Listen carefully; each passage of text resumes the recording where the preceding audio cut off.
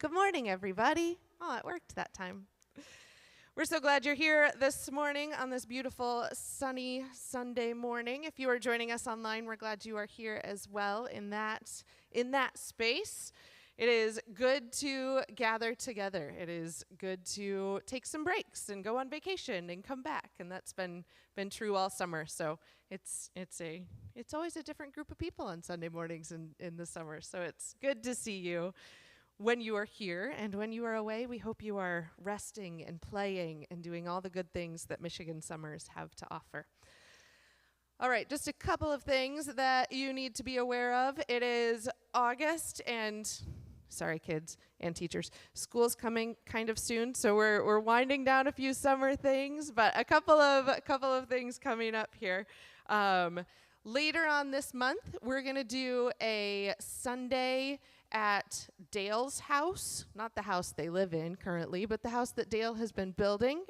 He's going to give us a tour of a net zero home that he has been working diligently on for a year plus, quite a while here. So we get a chance to learn more about that work and why it matters, and some things that we can do as well in the area of climate justice, which is a big passion of Dale's, and he's shared that with us many times. So we get a tour of that house and some information there that day. The following Sunday, which is Labor Day weekend, we're going to do a barbecue at the Krondike's house. Thank you so much for offering to host. So lots of good, fun things coming up and interesting things. And if you remember back to February, Sarah, do you remember February? Sarah has put it out of her mind because Sarah led this really amazing, fabulous, fun, I don't remember all the other words, fundraiser that some of the money is being used to refresh in a big way the cafe space. So we need some help. We have stuff that is ready to go in. So on a Thursday night later in August, you can help with that. We can load it all in, and it will be beautiful and lovely and hospitable in ways that it hasn't been in a while. So if you can help with that, or if you want more information on any of these things, go to, guess what, your app. Everything should be in there. All the details should be in there, and you can see what's coming, all right? That is your go-to source. I just updated all of it this week, so it should be current and correct. If it's not, please tell me. One other thing we wanted to celebrate, there's good happening all around us all the time. And sometimes it takes, maybe a lot of times, it takes some intentionality to slow down and to name it and to see it, right? One very simple but very lovely thing happened this week. And Alyssa, I'm sorry I didn't tell you I was doing this. Yeah, I just scared her. Sorry. Alyssa is a part of starting up a Good Neighbors group in Alger Heights and Garfield Park that you've heard her talk about. And there was a simple, lovely gathering this week with do you know how many people? 35 people, some who knew each other, some who didn't. Katie was there, some of our other neighbors. It was just a lovely space to gather and to be and to get to know people who you didn't know before. So good things happening, simple things. Maybe that's an encouragement to provide a simple gathering at some point. Just for the time to be together. Katie and I were talking about it this morning. It was just a lovely space to meet other people and to see people who live in your neighborhood. It takes steps toward really, really good things. So we wanted to celebrate that today. All right, as we move forward here, Sarah's going to come up, and she is going to lead us in a call to worship, and then we'll sing together. Thanks, Sarah. When we gaze at the flowers, the trees, the vegetables from our gardens,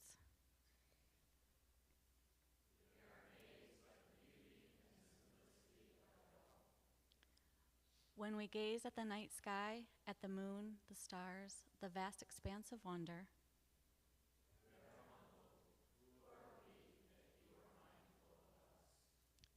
and yet you draw near, breathing life, calling us beloved.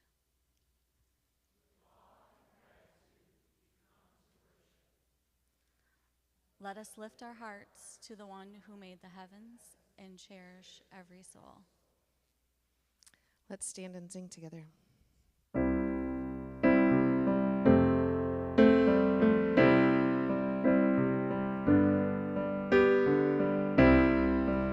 Every day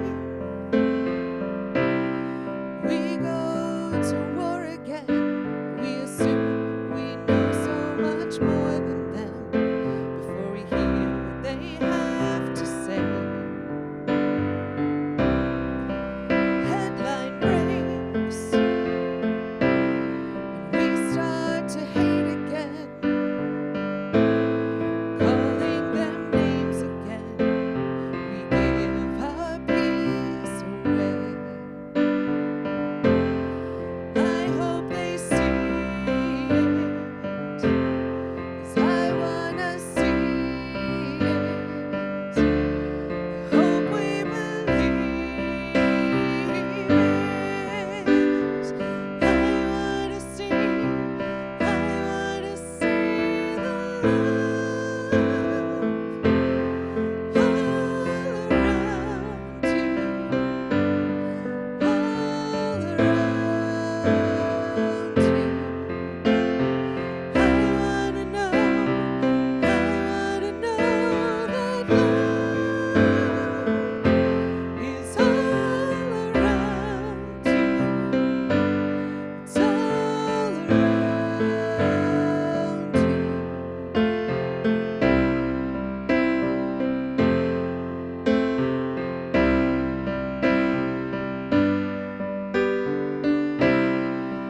Day by day, hope fades away, and then we know that there's pain within we cannot medicate. Learn to feel, learn to begin again. Open our eyes again to see another's pain. I hope they see it, 'cause I wanna see it. I hope we believe it. I wanna see the love all around you, all around you. I wanna know that love is all around you. It's all around you. See how it lights you up. See how it lights you up. It lights you up. See how it lights you up. It lights you up. I wanna see the love all around you, all around you. I wanna know that love is all around you. It's all around you.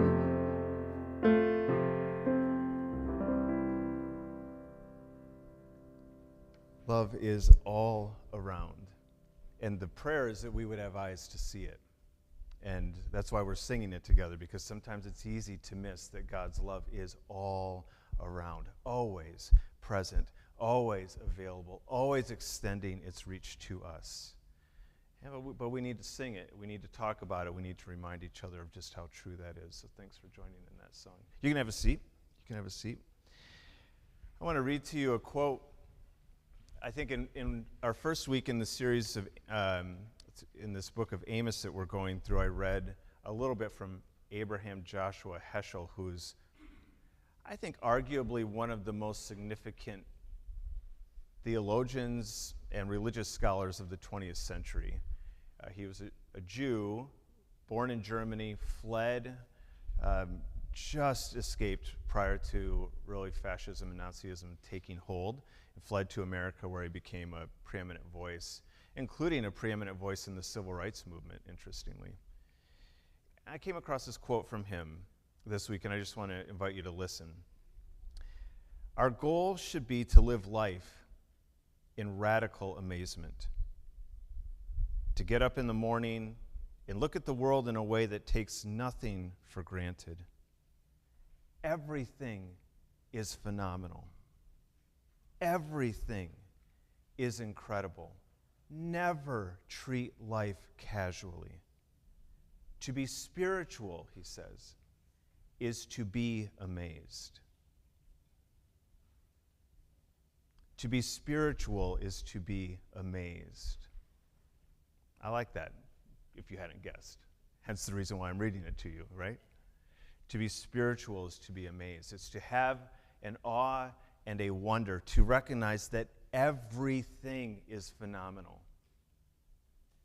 We as human beings just very easily, it's part of our wiring, we normalize things. We try to make things normal and expected and routine. He says we have to have eyes to see that everything actually is quite incredible. So I want to invite you, us, to practice, as our prayer practice this morning, naming the phenomenal in the everyday.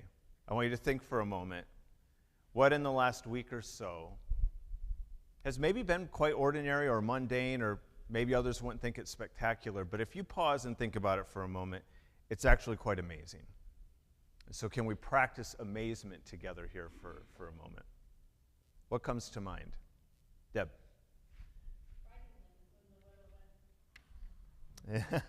When the weather went, on Friday, yes, and the heat relented. Yeah.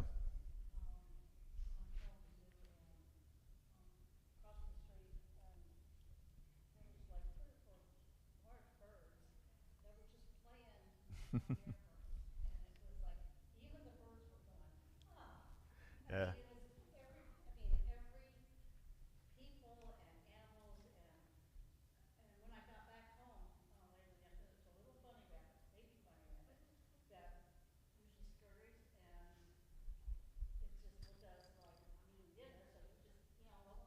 Yeah. It's good. Good. It's noticing the ordinary, the birds of the air, and yet noticing the amazing part of that. I am going to pass this around, because if you're going to tell stories like that, I want people online to be able to hear it. Yeah, what you got here, Rory? We saw a bear. Where? You saw a bear where? Smoky Mountains. Oh, awesome. That's. You saw 3 bears? No.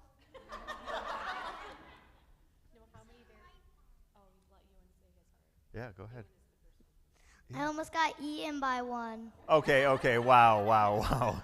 Hyperbole or truth? What's the? He was like 10 feet away from it. That's a little too close. Yep, that's a little too close. 10 feet is too close. Smart. Oh my gosh, you guys. Okay. Well, we're glad you're here in every possible way. Who else? I know I'm passing the microphone. You might not want to, but be brave. Be brave. So I was making dinner the other night, and I had chicken on my hands and stuff, and so I'm washing before I move to the next phase. And it just struck me as I turned on the faucet that, like, it is so wild in the context of human history and human experience that I can have drinkable water that I'm just going to wash my hands with. Like, I'm not even going to drink it. Right. And fire. Yeah. And I actually didn't have enough of what I needed, so I could run to the store and just, like, get more dead chicken. Right? Like, on command. On right? command, Like, yeah. How lucky, like blessed. I don't know how Yeah. you want to, however you conceptualize Yeah. what we have access to. Yeah. But it blew me away a little bit in that moment. It's great. Everything is phenomenal. Yeah.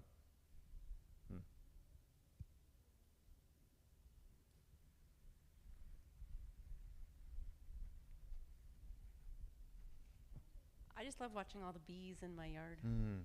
Yeah. Yeah. All the bees, all the things that are busy and active all the time, going about their created purpose, and we might miss it. Yeah. Thanks. So I work at Steelcase, and in between the two buildings, we have what we call the bioswale. I don't know if that's like an official, like, real It is an thing. official name. Is Yes, okay. it is. Yep. And everything was like in bloom and growing, and it was just so nice to like work on a campus that has like a nice outdoors or butterflies and birds. Yeah. And, yeah. What a gift. Beautiful. Anybody else? Oh, sorry. Yeah, we'll do a couple more here then. Yep. Just like when kids burst out laughing and like can't contain it. It's just a good reminder for me. Very good. Who's back here? Hi, Nicole. We heard the sound of a loon this past week, Ooh, which is yes. really cool. Yes. And we saw it. And you saw it, Yep, okay. Yep, Yeah. a couple times. And then these boys had fun fishing, and the joy on little kids' faces, and as they're on a tube behind a boat is great. Yeah. And we also saw a rainbow after a storm. Wow. Many things. CJ, what are you going to add here? Oh boy, here we go. Yep. What you got, bud?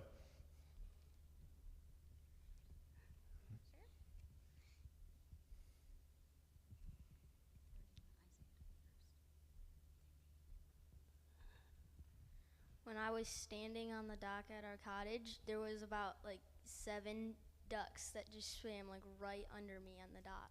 That is cool. That's very cool. Isaiah tried to catch a bass, but it went under the pontoon. Love it. Love it. Thanks, everybody. I hope whether you said something out loud or not, your mind went to something that was amazing, phenomenal, extraordinary, even if it was something as simple as running water. Yeah, yeah. Let me just offer a prayer of gratitude for these things, and then we're going to dismiss kids and continue moving on with the morning. God, we are not only grateful for the bees and the bears and the flowers and the water, but we want to be at least some of the times caught off guard by their beauty, by the ways in which they are so phenomenal and complex and extraordinary. The fact that we're standing here, sitting here, breathing this air alive is really beyond comprehension if we pause and consider. So help us to be mindful of just how extraordinary this life is that you've offered to us. And may we live it well as a result. Amen. Amen. All right, we're going to offer a blessing to Branch kids who are headed down with someone today. Oh, hi, Elena. Thank you so much. You're delightful. I never know. That's why I look around. Teresa takes care of that detail. Let's offer this blessing here as they leave today. May your time together be filled with wonder, joy, and friendship. You are loved. Awesome. As they do that, let me invite you to stand back up. Say good morning to someone. Hear about something extraordinary in their life, and then we'll dive into Amos here.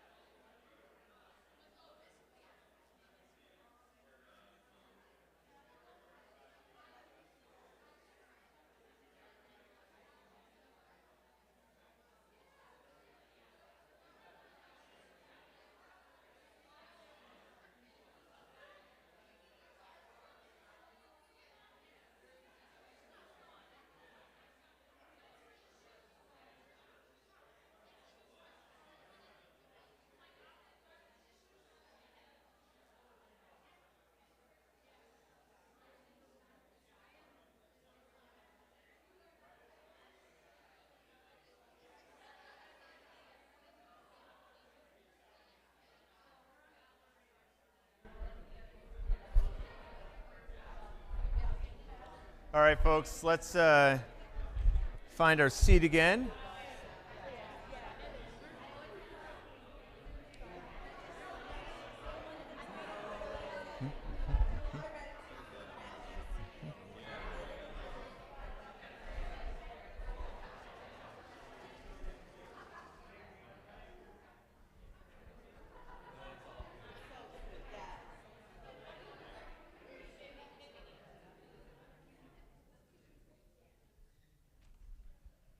Before we get to Amos, I want to, Brian, if you'd put the first slide of that building up there, our building. This is our building from the top view. And we've announced for the last couple weeks and shared a video too, just telling a little bit about this project that is going to happen. So, our building's that silver rectangle there, and to the right of that is a shaded part of our parking lot, which would be this part over here. And part of that shaded area is green. And someone said bioswale earlier. That is the correct word. The proposal here is to put a bioswale in that green shaded area that's going to capture all of the water that comes off of our roof and a good portion of it that comes off of our parking lot and even the green area to the north of it. And this is all funded by a grant. We don't have to pay a penny to do it. And so it's a chance for us to keep water out of Placer Creek, which is good. Placer Creek is, it is a recovering ecosystem. Let's put a nice positive spin on it. It needs a lot of help, and one real downside to creeks in any metropolitan urban area is stormwater runoff, especially in the summer, because that water rains on parking lots that are 100, 110, 120 degrees, heats up, and then gets dumped immediately into these creeks and streams, and it just kills the ecosystem, just makes them uninhabitable. So this captures all of our rainwater, or a good chunk of it. How about that? That's more accurate. And part of our parking lot is also going to get repaired as part of this. And so we win,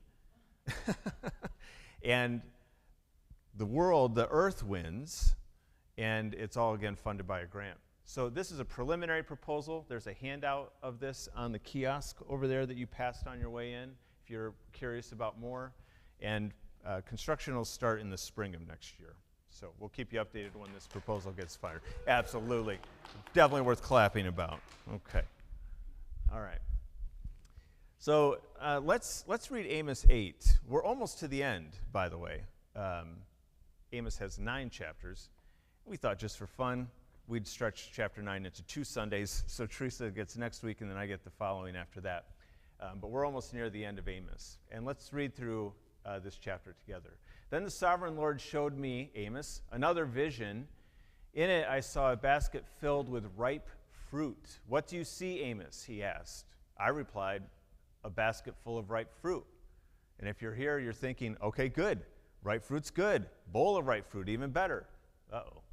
This is Amos, remember. Then the Lord said, like this fruit, Israel is ripe for punishment. Ooh, that took a turn. I will not delay their punishment again. In that day, the singing in the temple will turn to wailing. Dead bodies will be scattered everywhere. They will be carried out of the city in silence. I, the sovereign Lord, have spoken. Listen to this, you who rob the poor and trample down the needy. You can't wait for the Sabbath day to be over and the religious festivals to end so that you can get back to cheating the helpless. You measure out grain with dishonest measures and cheat the buyer with dishonest scales. And you mix the grain you sell with chaff or junk parts of the plant. You mix it up and sell it for a price that's unfair. And then you enslave poor people for one piece of silver or a pair of sandals. Or if you can't pay back your debt, one of the methods of repayment was enslavement. And so a lot of people became slaves because they found themselves in difficult situations financially. They couldn't pay off whatever they owed. Sometimes even something as trivial as the amount of a pair of sandals or one piece of silver here, Amos is saying, and yet you choose to enslave them instead of show them mercy. Now the Lord has sworn this oath by his own name, the pride of Israel. I will never forget the wicked things you have done. The earth will tremble for your deeds, and everyone will mourn. The ground will rise like the Nile River at flood time. It will heave up, then sink again. In that day, says the sovereign Lord, I will make the sun go down at noon and darken the earth while it is still day. I will turn your celebrations into times of mourning and your singing into weeping. You will wear funeral clothes and shave your heads to show your sorrow, as if your only son had died. How very bitter that day will be. The time is surely coming, says the sovereign Lord, when I will send a famine on the land, not a famine of bread or water, but of hearing the words of the Lord. People will stagger from sea to sea and wander from border to border, searching for the word of the Lord, but they will not find it. Beautiful girls and strong young men will grow faint in that day, thirsting for the Lord's word. And those who swear by the shameful idols of Samaria, who take oaths in the name of the God of Dan, and who make vows in the name of the God of Beersheba, they will all fall down, never to rise again. It's no surprise that people don't typically read the prophets, right? I want to just highlight a couple of things here this morning. One, I think I've mentioned this before, but I do think it is important. Notice the language in this chapter, and really in all of Amos, and I would also say in really all of the prophets. The time is surely coming in that day, in the future, and I will do these things. The prophet comes to warn people of what will happen if they continue down the path of unrightness or unrighteousness. There's a warning here. If you keep rigging the system to profit you, if you take advantage of the vulnerable, if you purposefully exploit the poor, if you go down that path, the destination will be ruin, pain, loss, wandering. But the time of ruin has not yet come. This is true in the prophets. It's always a future that could be. If you continue on this path, it is headed to ruin, but you can turn left right now. You can still turn right. It's not too late to turn around and have a different future unfold. So I think that's important because we read this and it's a lot of foreboding doom, you know. That's kind of the warning here. But the prophet always has this edge of hope. The day, the time is surely coming, but it hasn't come yet. There's still time to turn around. That's one thing I wanted to highlight. The other is in connection with a phrase that we find in verses 11, 12, and 13. The words or the word of the Lord. This shows up towards the end. And Amos says that if you keep down this path of ruin, one of the outcomes, one of the consequences is that there will be a famine in the land, but notice it's not of food and water. The famine will be that there will be no words of the Lord. What does that mean exactly? I think if you've grown up in Christianity and you're living, so in other words, you're in this historical moment in time, and especially if you have some encounters with evangelicalism, I am almost certain that word of the Lord, when you hear that expression, that phrase, you think Scripture, right? This is how we use this phrase today. The word of the Lord is synonymous with the Bible. But in Amos's day, the Bible didn't exist. Not only because, of course, the New Testament hadn't happened yet, but this was an oral culture. Things were passed down verbally. Very few people read or could write. There were no printing presses, you know this. And so is Amos thinking here, as he warns the people of a famine of the word of the Lord, that the Scriptures are going to be taken away from them? Probably not. Probably not. So what is going on here? What does this perhaps mean? And you can translate the Hebrew here that in this translation is the word of the Lord. You can easily also translate it as revelation from the divine or of the divine.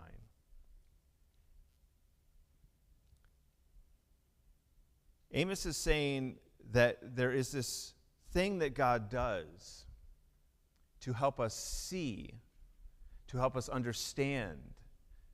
God reveals things to us, and we could call these things, or this revelation of God, the word of the Lord. It's God speaking to us, revealing things to us, helping us understand what is true. And so I wanted to ask you for a moment, if we think of the word of the Lord in that way, that it's God revealing something to us, helping us understand, see, hear, where or how might this happen today?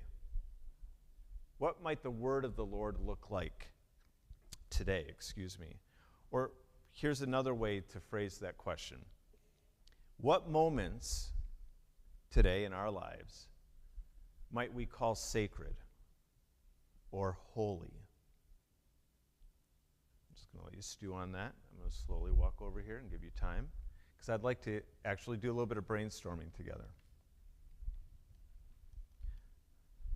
How might God reveal what is true, what is good, what is right to us today, and to the people of Amos's day as well? How might this happen?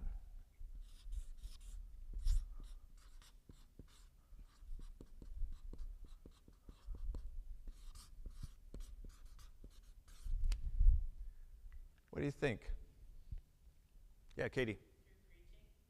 Through preaching? Well, we can only hope. We can only hope. Maybe sometimes. Okay.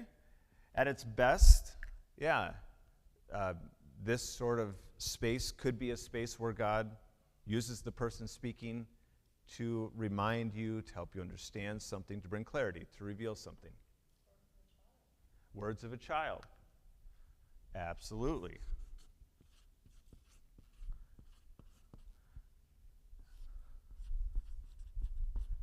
And I'd say the words of anyone. And I love that even more. Birth of a child.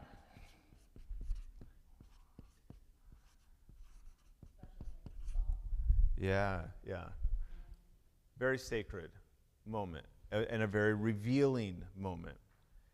You've had these moments, I suspect, maybe not many, but where, like, I've heard people talk about them as if the curtain between heaven and earth gets pulled back a little bit. The distance between heaven and earth lessens. And having been at 4 of them, I can say that for me that has been an experience where that's been true. Yeah. Yeah. That's right. Present at the end of a life, yep. A holy moment. Yeah. Generosity. When we witness someone giving something of value to another selflessly, that is a sacred moment. Kevin?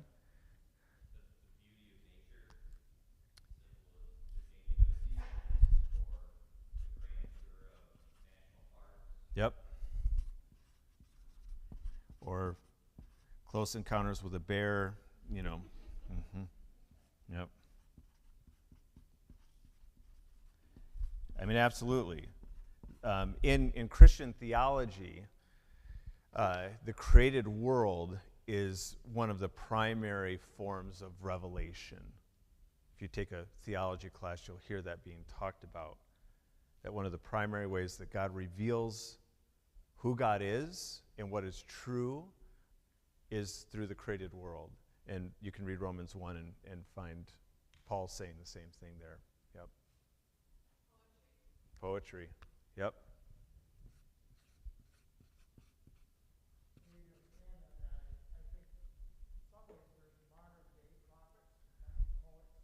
Mm-hmm. Mm-hmm.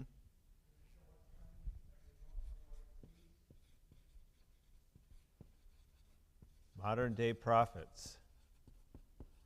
A lot of biblical scholars think that probably one of the things Amos means here is that the prophetic word from Amos, Isaiah, Ezekiel, these prophetic figures would end.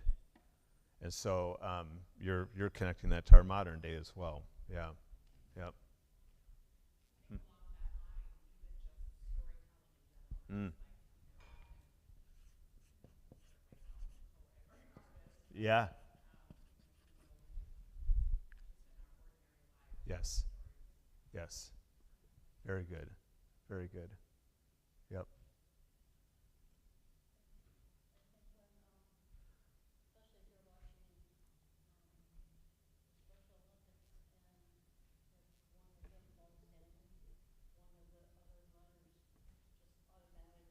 Mm.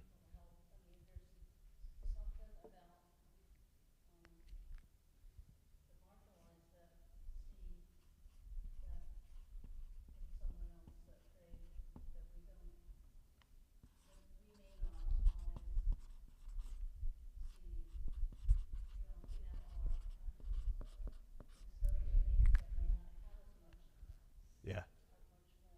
Yeah. Yeah. I mean, Jesus says every time you clothe, right, feed the least of these, you're doing it to me, which would seem to imply that serving, and specifically serving the least, is an encounter actually with Christ. It is a revelatory experience. You see things and learn things that you would not have otherwise. Yep. Yep.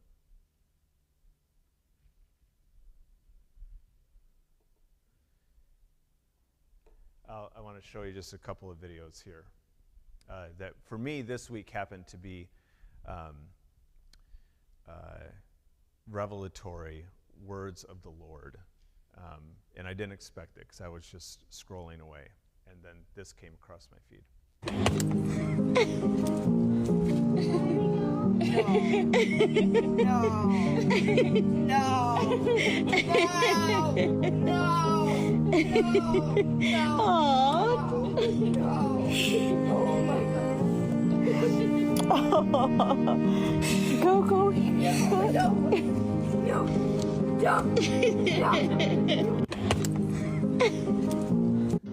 And this is another one.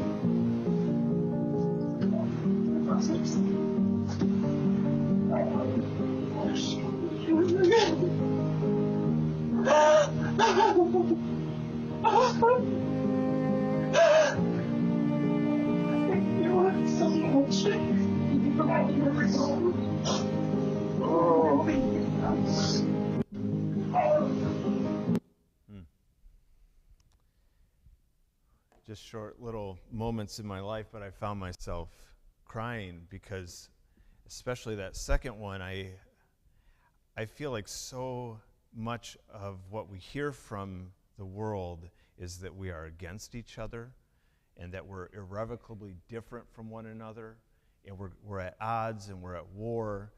And then I'm watching this, really a stranger, sit down and comfort someone in a moment of great loss, and I think, okay, hold on. We're not as different or divided or irrevocably again separated as maybe we are told we are. And so that was a revelatory moment. Did God orchestrate my algorithm to drop that thing in I don't think that's exactly what happened, but I do think that it was a moment in which I was able, if I was open, to see again, by the gift and grace of God, what is true and beautiful in this world. So we have this expression, the words of the Lord, and Amos says that they are as critical as food and water. Think about that for a moment.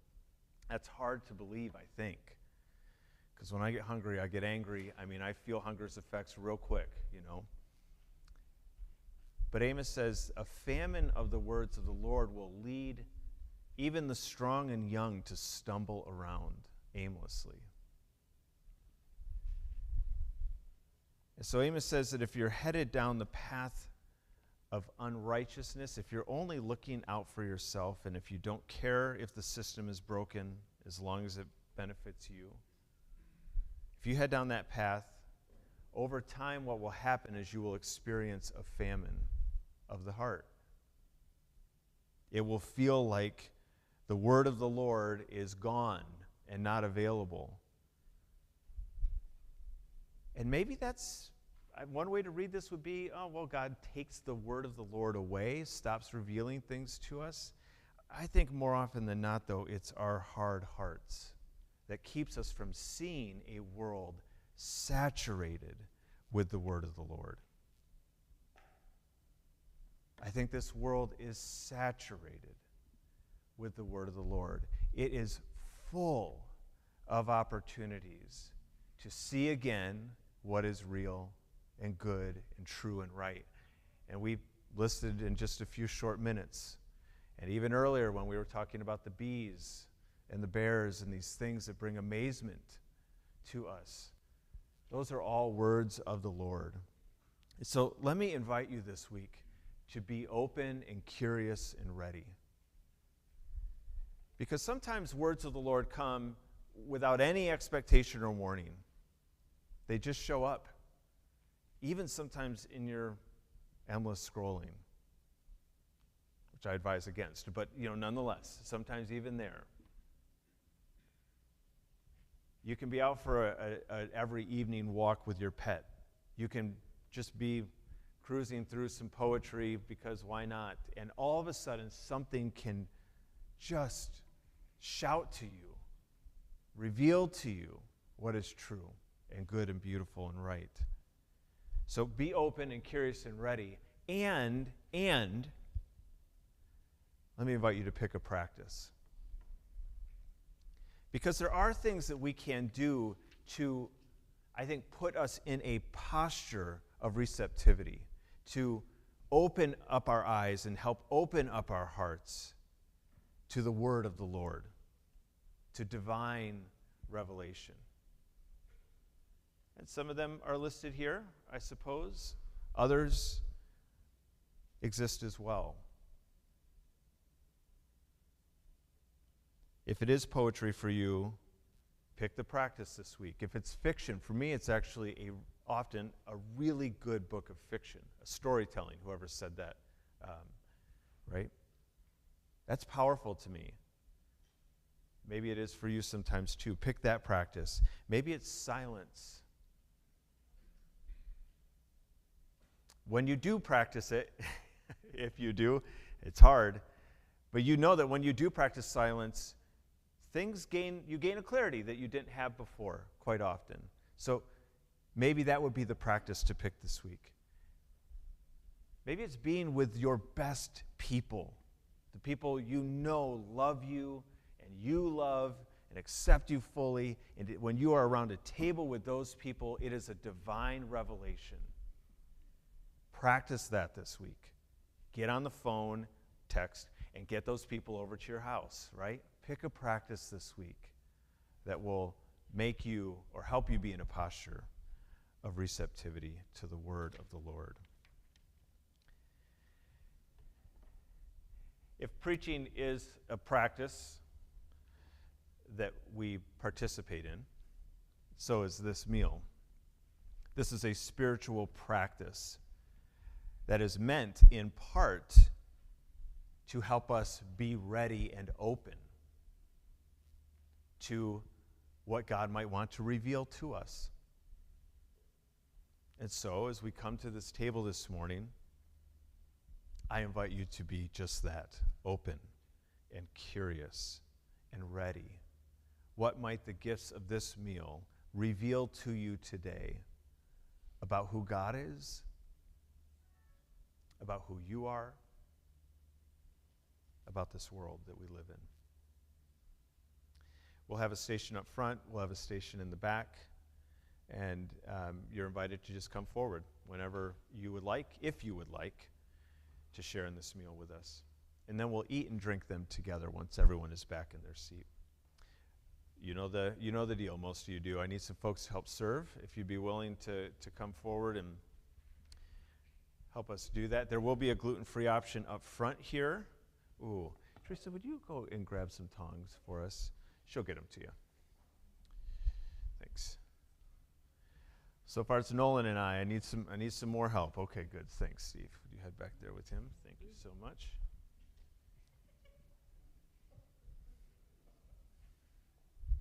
Awesome. Thanks, Chris. Thank you, Mike. We'll have tongues in just a moment. Let's just pause here for a second to give Teresa an opportunity to make it back into the room. Consider what we might, what these things may say to us this morning, these gifts of bread and cup. Just take a breath.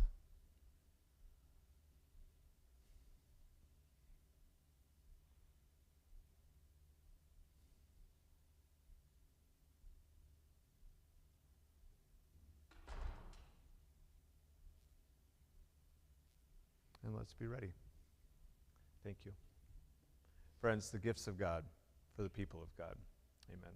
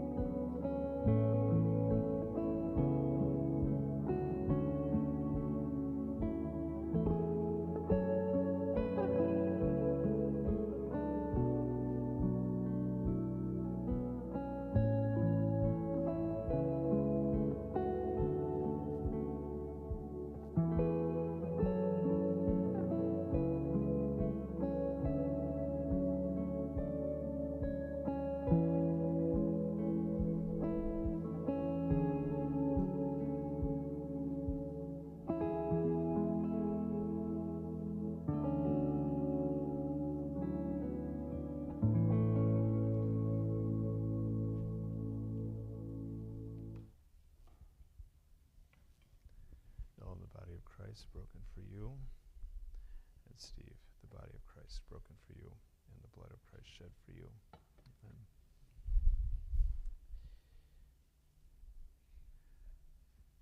Usually I say some words here to try and call out what this bread might mean to us. I'm just going to be silent for a moment and invite you to ask and to be open about what this bread might mean to you today. Ask God to say a word to you about that before we take and eat.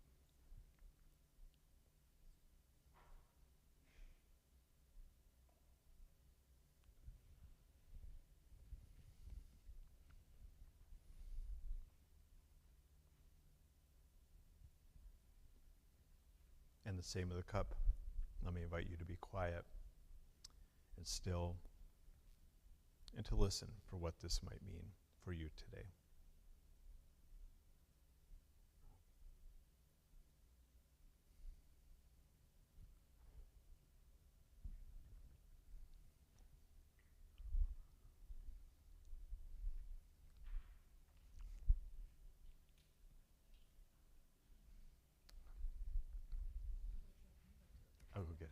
We'll get some baskets here to pass around in a moment. Teresa's going to lead us in a song here this morning. Oh, no, she's going to do, yeah, that's what you're going to do first. That makes more sense. Mm-hmm.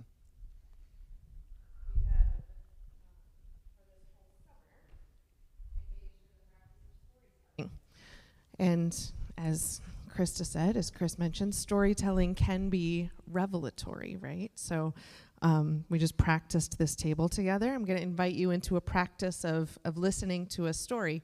Today, Katie Plas is going to come and tell a bit of her story of growing up and faith and a journey that is not over, of course. Katie is being maybe especially brave and telling this story in the middle, kind of. Would you say that's maybe true? Oh, absolutely. This is a never-ending journey of faith for you, right? So Katie has notes. So do I. I got you. We're good. I think Chris and I have the extraordinary privilege of hearing more full stories and of getting to sit with you all and say, hey, what shall we talk about? How can we narrow this down? So I know there's a lot more to Katie's story than we have time for today. So thank you for being willing to share whatever you share today. So why don't you start with just talking about a little bit about faith, what faith meant to you growing up, that kind of thing. Give us some background here, Katie.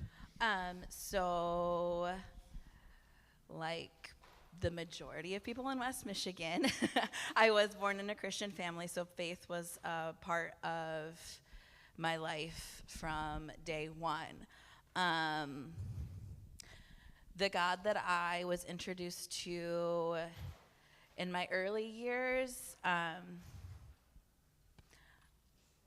it was through a lens of authority and submission, which in some ways I still hold to be true, but in a lot of ways I have shifted that understanding. I just remember, like, as a kid, any question had an answer. The answer was probably written in 1567 in the Heidelberg Catechism, and it's already done. So, like, just take your faith, stick it in your back pocket, and keep on moving. Don't ask too many questions, and that's what keeps you safe. So I remember, like, growing up, I wouldn't let myself read too many books about science because I couldn't answer them clearly. And if I let my curiosity take over, I felt like I was Satan in the garden saying to God, is this really true? Which was the scariest feeling I probably could have ever felt. It also really shaped how I viewed the church and how I viewed especially men in my life. So if God is the ultimate authority and the men involved in the church leadership knew the most about the creeds and confessions and probably the Bible, I guess, then whatever they say goes, because that's showing that I believe in God. So, a lot. I think I know a lot of stories out here too. There's some of that in almost every one of our stories, right? If you were over the age of 30, maybe, 20, maybe.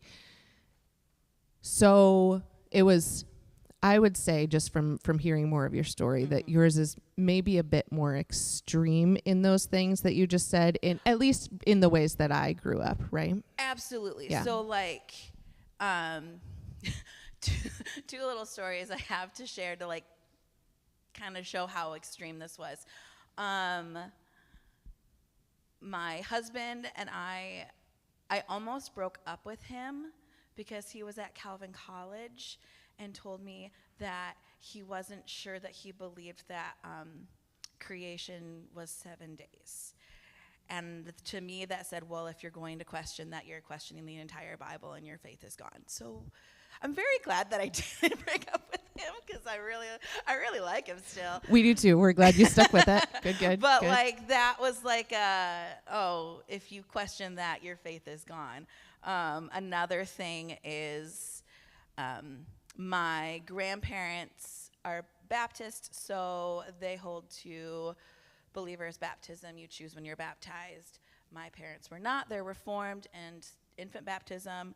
And so I went to both churches, and I remember saying to my mom once that my grandparents' understanding of baptism made sense to me, and she flipped her lid a little bit. So there just wasn't a lot of room for questioning. Yeah, really no room at all for questions and wonder because there was the one way, right? No. So fast forward a little bit to adulthood, past the point where you accepted Ryan, even for all of his faults. What were some things what were those moments of maybe clarity, but the aha moments to say, I can't do this anymore. I need to make a change. What were some of those moments? So I think there are 2 light bulb moments that were really important. And I was thinking a lot about it this week. And it's so interesting to be able to look at your life as a story that God's written and see how it's been laid out, because I don't think it could have gone any differently. So the first really important moment for me was with my oldest, Teddy. He was probably around a year, maybe not quite a year old, and he would not sleep unless I was holding him. He could sleep at night most of the time, but naps were always with me.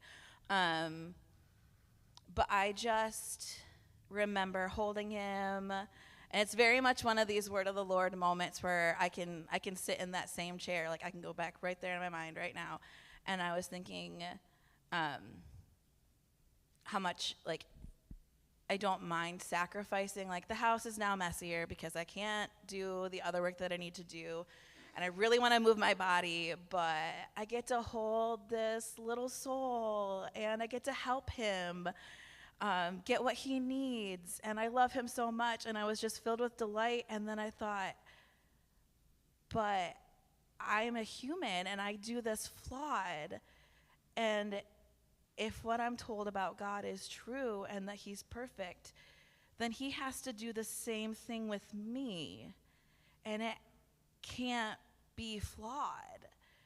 And as somebody that grew up thinking of religion and God as primarily, these are the laws that I've given you. You do these things to show that you love me, and if you screw them up, I'll definitely be disappointed. I might be mad at you. I might remove my word from you.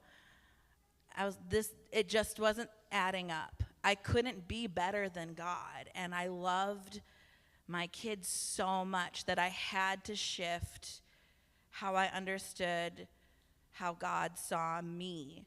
And I needed that foundation that kind of spurred on a couple of years of a lot of spiritual growth.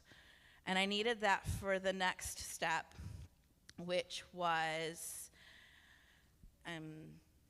watching friend after friend in the churches that we were in go through really hard situations, and not even the church elders being neutral, oftentimes causing more harm with their help.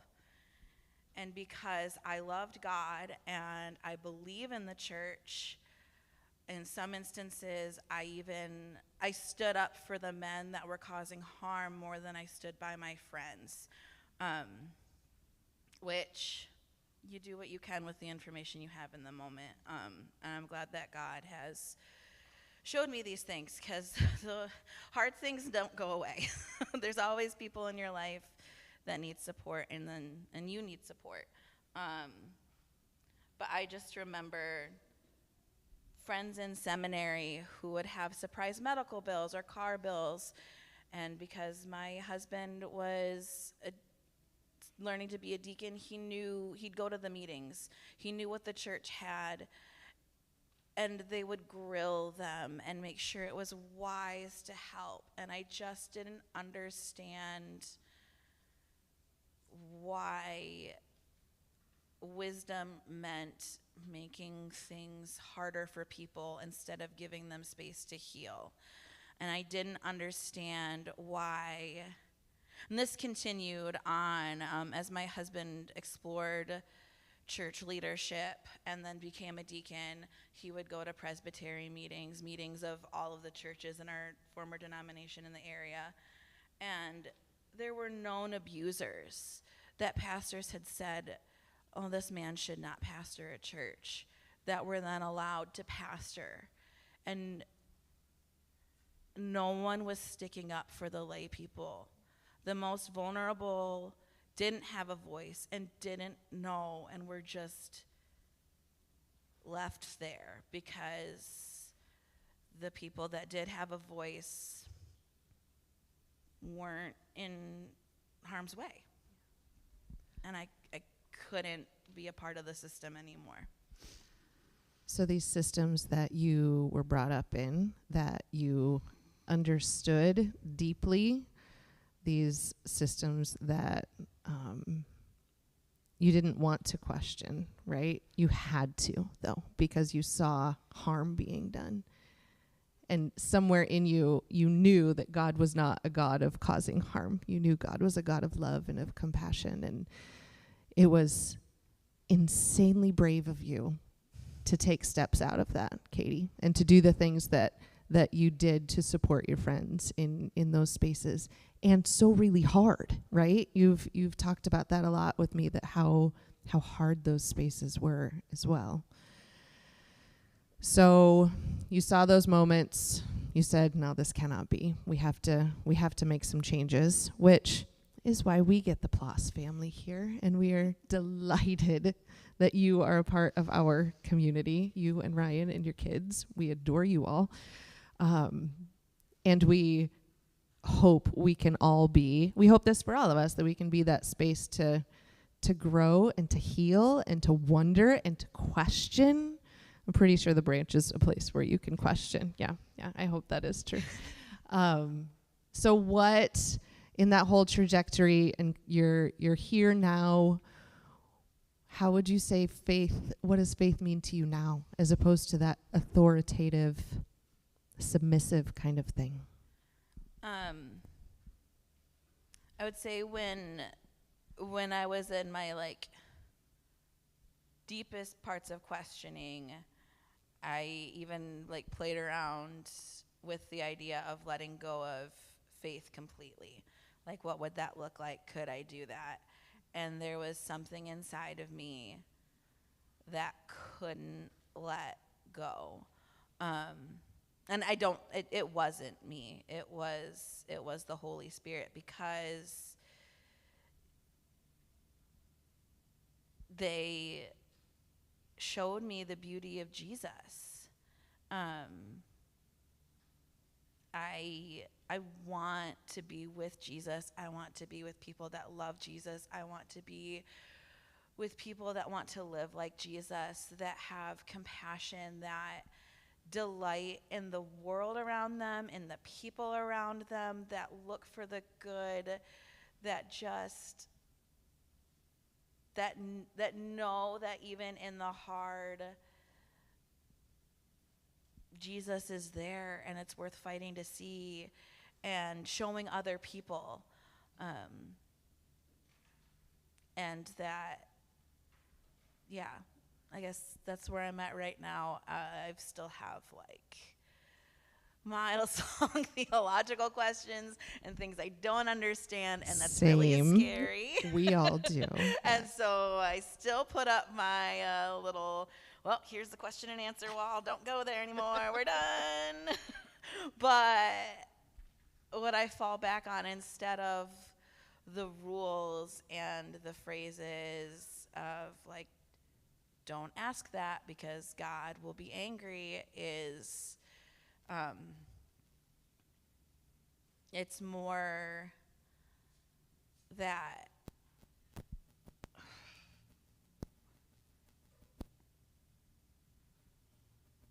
it's much more like a parent. Like, Jesus has shown us how to be and wants to help us, and I want to be a part of that in the deepest part of my soul.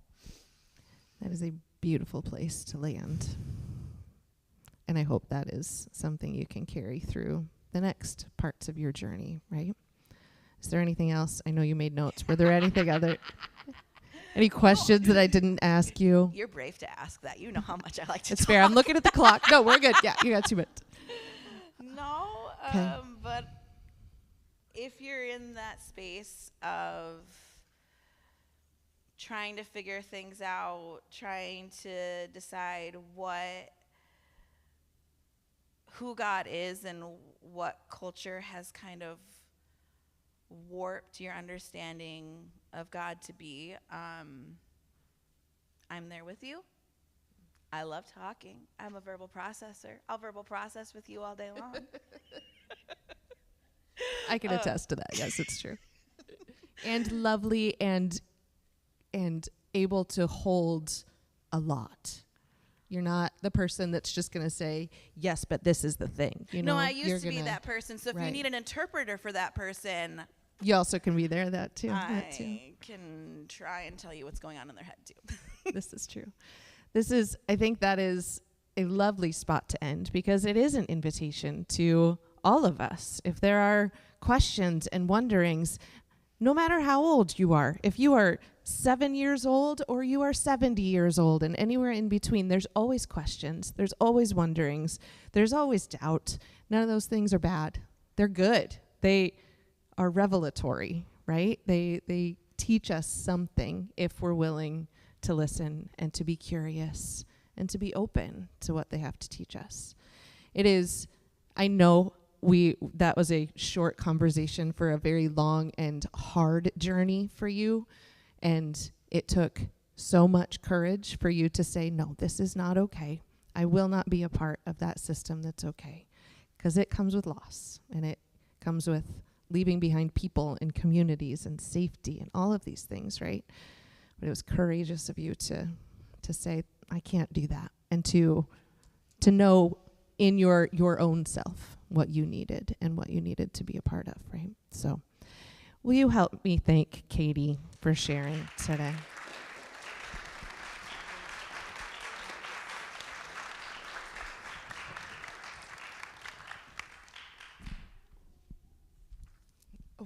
Now we're gonna sing. I forgot what we were doing here a second, but we're gonna sing one more song together that is the invitation to open up our own hearts from what we know of who God is, from what we know of stories that you all share with us, to be able to be open and willing to notice new things in the world around us. Let's sing together.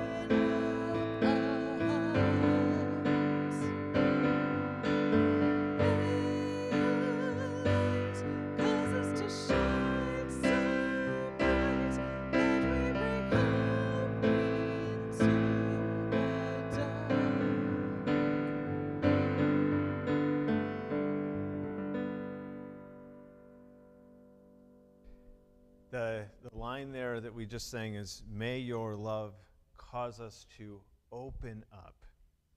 So my blessing for you this week is that you would be people who know that you are loved, and in knowing that you are loved, would have your hearts opened, that you would see the amazing, the phenomenal, that you would hear and know the word of the Lord. Be those people this week. Amen. Thanks for being here, everybody. Good to see you.